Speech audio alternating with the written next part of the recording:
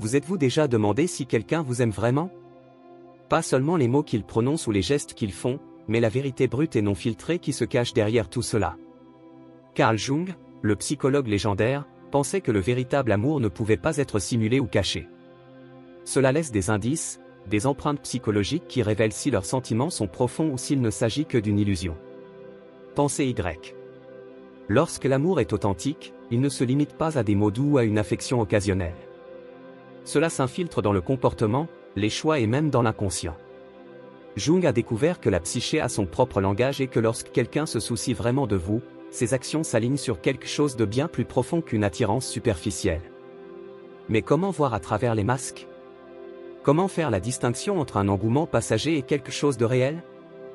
La réponse réside dans les schémas observés par Jung, la façon dont l'amour se manifeste lorsqu'il est enraciné dans la vérité plutôt que lorsqu'il est construit sur un terrain fragile. Il ne s'agit pas ici de grands spectacles romantiques. Il s'agit de signes subtils, presque invisibles, qui échappent au contrôle conscient.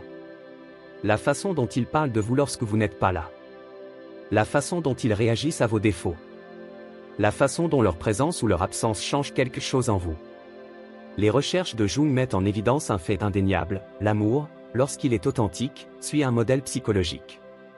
Et si vous savez quoi chercher, vous n'aurez plus jamais à vous poser la question. Commençons par le signe le plus révélateur, astérisque astérisque leur silence est plus éloquent que leurs paroles astérisque astérisque quand quelqu'un vous aime vraiment, ces moments de calme révèlent plus que ces grands gestes. Jung appelle cela la confession inconsciente, les parties d'eux-mêmes qu'ils ne peuvent pas contrôler, les réactions qu'ils ne filtrent pas. Par exemple, remarquez comment ils se comportent lorsque vous êtes contrarié. Se retire-t-il ou se penche-t-il, même lorsque cela est inconfortable? Le véritable amour n'a pas peur des ténèbres. Cela ne fait pas peur à votre douleur, car une véritable connexion signifie affronter les parties non polies et désordonnées les unes des autres. Mais voici le problème, si leurs soins sont performatifs, vous ressentirez une déconnexion. Leurs mots pourraient dire, astérisque, je suis là pour toi, astérisque mais leur énergie semble lointaine. Jung a prévenu que l'inconscient ne ment jamais, il s'infiltre par l'hésitation, par le ton, par le non-dit. Faites attention à leurs réflexes, pas à leurs réponses répétées. L'amour n'est pas un scénario, c'est un instinct. Le deuxième signe indéniable? Astérisque astérisque il vous voit, pas seulement l'idée de vous. Astérisque astérisque Jung a appelé cela astérisque l'individuation astérisque amoureuse, quand quelqu'un reconnaît votre pleine humanité, au-delà de ses projections ou de ses fantasmes. Voici comment le repérer, sont-ils curieux de connaître les parties de vous qui ne correspondent pas à leur idéal? Lorsque vous n'êtes pas d'accord ou défiez leurs attentes, leur intérêt s'approfondit plutôt que de s'estomper? Le véritable amour prospère grâce à la découverte et non au contrôle. Il demande, astérisque, qui es-tu aujourd'hui? Astérisque et non astérisque, pourquoi n'es-tu pas celui que j'imaginais? Astérisque. Jung a découvert que le faux amour s'accroche aux illusions. Cela vous punit pour avoir brisé votre personnage dans son scénario mental. Mais le véritable amour se prête aux surprises, car ce qu'il désire réellement est votre essence, et non le reflet de ses propres besoins. Regardez comment il gère vos contradictions. C'est là que réside la vérité. Selon Jung, l'un des signes les plus profonds d'un amour véritable est lorsque quelqu'un vous voit comme un être humain complexe et global et pas seulement comme une projection de ses propres besoins ou fantasmes non satisfaits. C'est ce que Jung appelle l'individuation dans les relations. Voici comment cela se manifeste dans la vie réelle, lorsque vous exprimez des opinions différentes des leurs, réagissent-ils avec curiosité plutôt que frustration? Lorsque vous grandissez ou changez de manière inattendue, leur intérêt pour vous s'approfondit plutôt que de s'estomper? De nombreuses relations échouent parce que les gens tombent amoureux d'une idée et non d'une personne. Ils créent dans leur esprit une image de qui vous devriez être, et quand inévitablement vous ne correspondez pas à cette image, ils s'éloignent. Mais le véritable amour ne fonctionne pas ainsi. Jung a observé qu'une connexion authentique nécessite d'embrasser à la fois les aspects lumière et ombre d'une personne.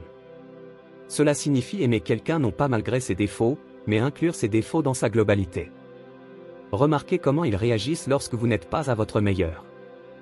Répondent-ils à vos difficultés avec compassion ou critique? Lorsque vous fixez des limites, les respectent-ils ou résistent-ils? Ces moments révèlent s'ils vous aiment ou simplement leurs fantasmes sur vous. La vérité psychologique est simple, le faux amour veut que vous rentriez dans un moule.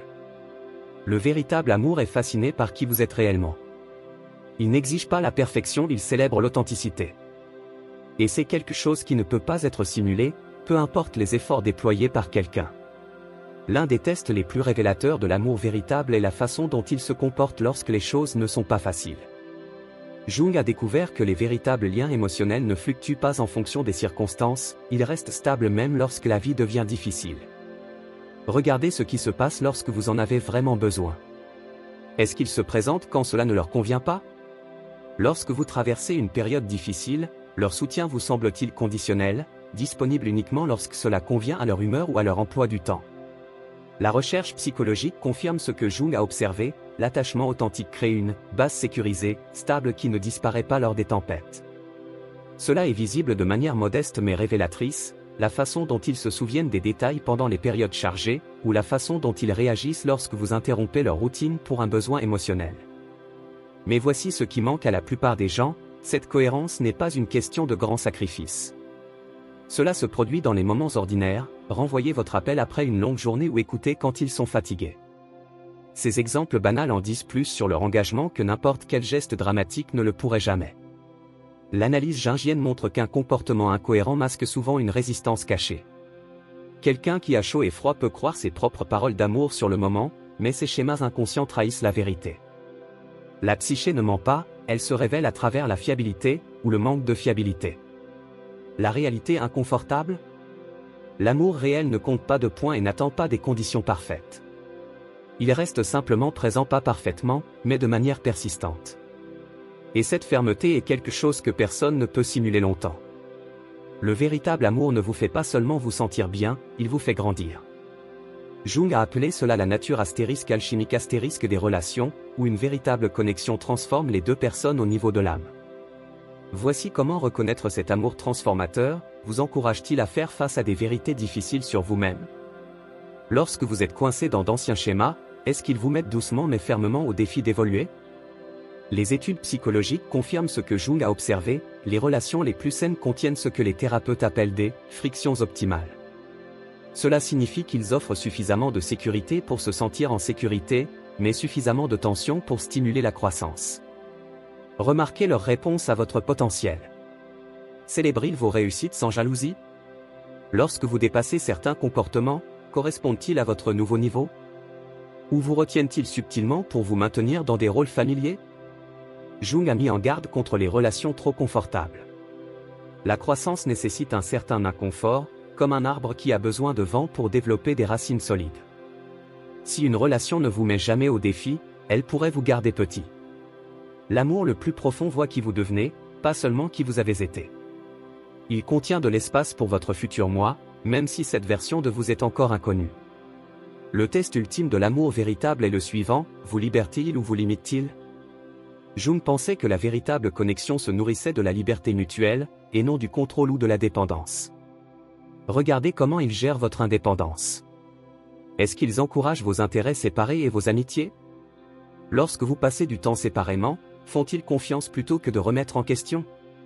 Un amour sain comprend que deux personnes entières se choisissent quotidiennement, elles ne s'accrochent pas par peur. La recherche psychologique montre que le comportement possessif masque souvent une profonde insécurité. Ce qui ressemble à de la passion pourrait en réalité être une anxiété liée à la perte de contrôle. Jung appelle cela le côté obscur de l'amour, lorsque l'attachement consiste davantage à combler des vides personnels qu'à chérir une autre personne. Remarquez l'espace entre vous. Est-ce que cela ressemble à une marge de manœuvre ou à un champ de bataille? Le véritable amour donne de l'oxygène pour grandir tout en maintenant la connexion vivante. C'est la différence entre une cage et un jardin, les deux enferment, mais l'une nourrit tandis que l'autre restreint. La vérité la plus profonde? Quand quelqu'un vous aime vraiment, il veut que vous vous épanouissiez, même si cela signifie parfois vous épanouir séparément. Cette sécurité est la marque d'un amour mature, et personne ne peut la simuler longtemps.